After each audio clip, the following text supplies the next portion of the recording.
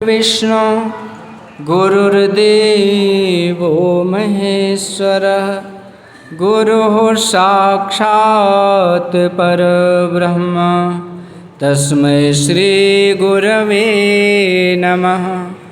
अखण्डमण्डलाकारं व्याप्तं येन चराचरं तत्पदं दर्शितं येन तस्मै श्री गुरवे नमः। बोलिए श्री सद्गुरु महाराज की जय।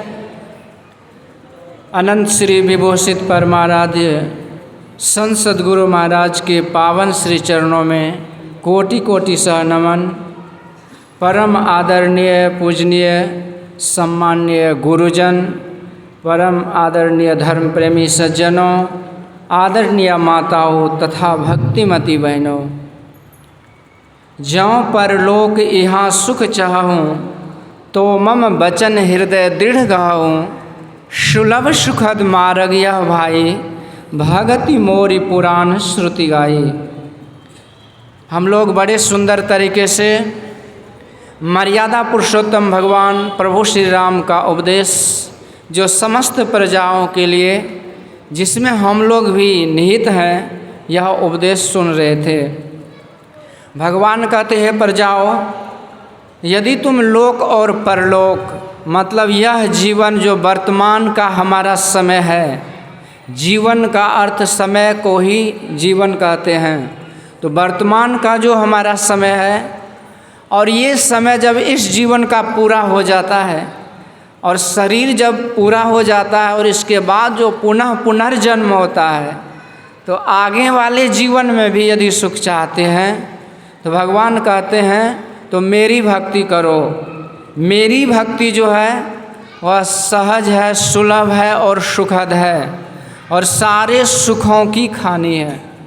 तो भगवान सब बात इसमें समझा देते हैं कि आगे भी सुख मिलेगा और उस सुख पाने के लिए जो काम करोगे वह भी सुखदायी होगा।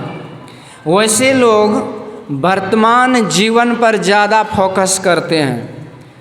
स्वामी दयानंद सरस्वती कहा करते थे, in fact human beings are not living at the present moment, that is the unfortunate things. If you know the art of living at the present moment, make sure you get the source of आनंद। Means यदि आप वर्तमान में जीना सीख लेते हैं तो भूत भविष्य का कोई एग्जिस्टेंस, अस्तित्व नहीं है। परंतु वर्तमान में तो हम लोग जीते नहीं, या तो एक अंतर साधना की बात है, परंतु यह जो जीवन है इसी को हम सर्वस्व मानते हैं, आगे के बारे में सोचते नहीं हैं। और यदि कोई कहते हैं सोचिए जानिए, तो वहाँ एक विदेशी एक्सप्रेशन हम लोगों का होता है कि I don't know and I don't want to know. मतलब मैं अगले जीवन के बारे में नहीं जानता हूँ और मैं जानना भी नहीं चाहता हूँ। ये हम लोगों की बात है। गुरु महाराज के एक प्रवचन में है कि लोग जो सोचने वाले हैं, जो कुछ ज़्यादा एडवांस डेवलप्ड कंट्री के लोग हैं, तो वो सोचते हैं जावम जीवेत सुखम जीवेत ऋणम कृत्वा घृतम पिबेत भस्मीभूत शरीरस्य पुनरागमन कुतो भवेत। मतलब जब तक जियो सुख से जियो। The life has been gifted for the worldly enjoyment, so let us enjoy your life, there is nothing left after once you passed away। कहते एक बार तुम शरीर तुम्हारा पूरा हो जाता है, इसके बाद कहीं कुछ नहीं है। तो ये सोच जो है, ये सोच जो चित्त भ्रमित व्यक्ति है, जिसको शास्त्र पुराण का ज्ञान नहीं है, जो संत महापुरुषों के वचन में विश्वास नहीं है, वही सोच सकते हैं। एक साधारण सा उदाहरण लीजिए। गुरु महाराज कहते हैं कि यदि आप कहते हैं कि अगला जन्म नहीं है, तो आपके जो पूर्वज हुए, दादा हुए, नाना हुए और भी जो हुए, तो उनका जब अंत्येष्टि कर्म हुआ तो उसके बाद उसके नाम पर भोज भंडारा सत्संग ये क्यों होता है? इसलिए होता है कि ये प्रमाण है, ये परंपरागत से चला आ रहा है कि हमारे जो पूर्वज हैं वो मर गए तो मर करके कहीं चले गए, और जहाँ कहीं भी वो गए होंगे तो उनको वहाँ पर सुख मिले, शांति मिले, उनको वहाँ पर चैन मिले, सुकून मिले। तो इसी के लिए उसके नाम पर भोज भंडारा सत्संग श्राद्ध कर्म आदि करते हैं। तो एक बात तो ये है, और दूसरी बात है कि संत महापुरुष का तो यह जो जीवन है यह तो थोड़ी सी झांकी है और बहुत सारा जीवन तो बाकी है, क्योंकि हमारे अंदर आत्मा है। जबकि विदेशी लोग कहते body has got a soul, मतलब शरीर को आत्मा है, पर हम लोग कहते हैं the soul has got the body, human body, मतलब आत्मा के पास शरीर है और आत्मा के पास शरीर एक ही नहीं, अनेक आते और जाते रहते हैं। भगवान कृष्ण कहते वसांसि जीर्णानि यथा विहाय नवानि गृह्णाति नरोपराणि तथा शरीराणि विहाय जीर्णानि अन्यानि संयाति नवानि देहे। हे अर्जुन, जैसे मनुष्य पुराने वस्त्रों को त्याग कर नए नए नूतन नवीन वस्त्रों को धारण किया करते हैं, उसी तरह यह चेतन आत्मा, ये जीवात्मा पुराने शरीरों को त्याग कर, जीर्ण शीर्ण शरीरों को त्याग कर पुनः नया नया शरीर धारण करता रहता है। और इसी को गुरु महाराज कहते, इसी का नाम है आवागमन, बार बार का जन्म लेना और मरना। तो संत महापुरुषों के द्वारा सिद्ध है कि आगे जीवन है। आप क्रिश्चियनिटी में जाइए, साउथ इंडिया में ज़्यादा उसका प्रचार है, तो अपने पब्लिक प्रोपेगेंडा में क्या फैलाते हैं? God is living in heaven, God has created this world out of nothing, and if you follow the Jesus Christ God will lead you to the heaven and you will have eternally pleasure with the God. If you don't follow the Jesus Christ, if you don't follow the Christianity, then God will drop you to the hell forever, permanently.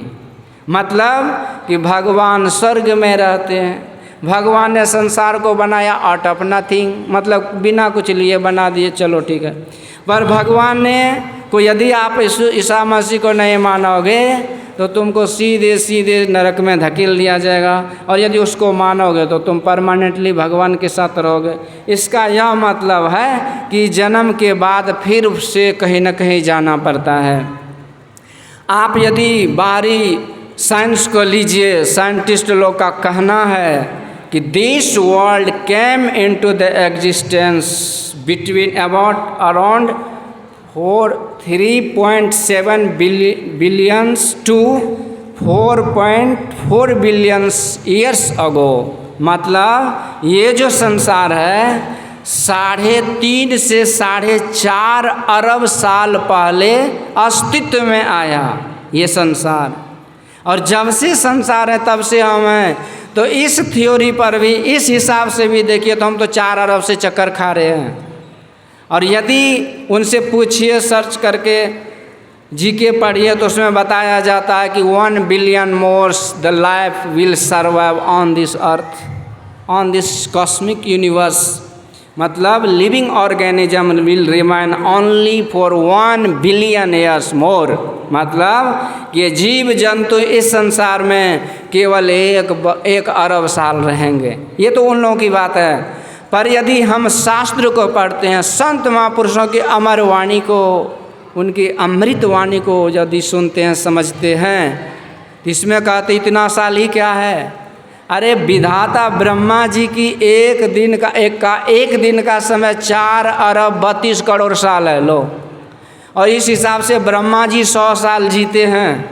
हम लोग को जब पंडित जी पूजा पाठ करवाते हैं तो संकल्प में आप लोग सुनते होंगे, आप लोग भी किए होंगे, जम्बू द्वीपे भरतखंडे आर्यावर्ते श्वेतवाराह कल्प। ये श्वेतवाराह कल्प क्या है? ये श्वेतवाराह कल्प है कि ब्रह्मा जी अभी उत्तरार्ध में चल रहे हैं, मतलब ब्रह्मा जी की 50 साल की आयु पूरी हो गई, और 51वां साल के प्रथम दिन में ब्रह्मा जी 27 चतुर्युगी बीत चुका है, ये कलयुग है 27वां कलयुग, और ये वाराह श्वेत वाराह कल्प है। तो इस हिसाब से आप जोड़िए, जोड़ नहीं पाएंगे, सुनना देने बैठा नहीं पाएंगे कि एक ब्रह्मा जी इतनी लंबी आयु जीते हैं और ब्रह्मा जी के एक दिन की आयु 4 अरब 32 करोड़ साल है, और उसी दिन में हम लोग जी रहे हैं। तो हम लोगों की आयु 50-25 साल का क्या माने रखता है? कुछ भी माने नहीं रखता है। इसलिए कहने का मतलब यह है कि जीवन की अनंत यात्रा है। इसलिए क्षण क्षण भंगुर जीवन को यदि हम सर्वस्व मान लेते हैं तो कहते आगे के बारे में नहीं सोचते हैं, तो हम घोर अज्ञानता में पड़े हुए हैं। हम एक पलने का बालक हैं। गुरु महाराज एक प्रवचन में कहते जिसको अपने आने वाले जीवन की चिंता नहीं है, जो भविष्य के बारे में नहीं सोचते, वो यदि मेरे उम्र का भी हो गया हो, तो गुरु महाराज का उस समय 76 साल उम्र था, कहते वो यदि मेरे उम्र का भी है और फिर भी यदि वो आगे आने वाले जन्मों के बारे में नहीं सोचता हो, तो कहते वो इतना उम्र होने के बावजूद भी वो दूध पिया बच्चे के समान है, यानी वो अबोध बालक के समान है, उसे कुछ ज्ञान ही नहीं है। इसलिए हम लोगों को ये ज्ञान प्राप्त करना है। इसलिए स्वामी विवेकानंद जी महाराज कहते उठो जागो और आए awake, stop not till the goal is reach, you must know what is the goal of life. The goal of life is to know the proper way how to travel your life and what is the destination of your life. कहते अपने जीवन के लक्ष्य को जानिए कि हमको किस यात्रा पर चलना है और हमारा क्या लक्ष्य हो सकता है। तो ये जीवन का लक्ष्य है, यही है कि जीवन में शाश्वत सुख और अचल अमर अविनाशी सुख की प्राप्ति हो, और वह सुख की प्राप्ति के लिए आपको शरीर ही साधन है। दूसरे शरीर से भक्ति भजन संभव नहीं है। हम देवताओं की पूजा करते हैं क्योंकि देवता लोग देवलोक में रहते, और देवता लोग हमसे नीचे थोड़ी हैं। बहुत सारे पुण्य करके देवलोक को जाते हैं, परंतु उन देवताओं की पूजा करते हैं, पर उन देवताओं से भी भक्ति भजन आसानी से नहीं होता, मनुष्य से होता है। तो मनुष्य शरीर ही साधन है। तो पहला लक्ष्य भगवान कहते हैं कि यह रखो कि अगला जीवन भी मनुष्य का जीवन मिले, भक्ति मिले, जिसमें सब सुखों की खानी है। तो बारंबार मनुष्य शरीर मिले, इसीलिए भगवान यहाँ प्रेरित करते हैं कि मेरी भक्ति करो। देखिए दुनिया में दानी के पुण्यात्मा के कमी नहीं है। तो भगवान संत महापुरुष कहते आप जो चीज़ देते हैं वो आपको मिलता है, ये ध्रुव सत्य है। क्योंकि संसार खेत है और इसमें जो बोएंगे कर्म भूमि में वो पाएंगे। परंतु यदि आप धन दान करते हैं तो धन मिलता है, अन्न दान करते हैं अन्न मिलता है, वस्त्र दान करते हैं वस्त्र मिलता है, जल इत्यादि जो कुछ भी दान करेंगे, जो कुछ भी आप किसी को देंगे वो रिटर्न में आपको कई गुना बढ़ के जीवन में आएगा। परंतु कोई ऐसा चीज़ है जिसको दान देने के बाद पुनः मनुष्य शरीर मिले और भक्ति का संस्कार मिले। कहते ऐसा कोई कुछ नहीं है, कहीं ऐसा कोई उपाय नहीं है, केवल एक उपाय है, और वही कहते भगवान की मेरी भक्ति करो, यही तुम्हारा परलोक बनेगा। यानी कि भक्ति भजन करने मात्र से ही यह संस्कार पुनर्जन्म में मनुष्य शरीर दिलाता है और ये भक्ति के संस्कार को बढ़ाते जाता है। तो यही भक्ति करने के लिए भगवान और प्रेरित करते हैं। यही हम लोगों के गुरु महाराज का आदेश है कि जहाँ रहो सत्संग करो। तो यही सत्संग जो भगवान का चल रहा है, इसी में हम लोग लाभ ले रहे हैं, और विशेष चर्चा आगे हम लोग सुनेंगे। बोलिए श्री सद्गुरु महाराज।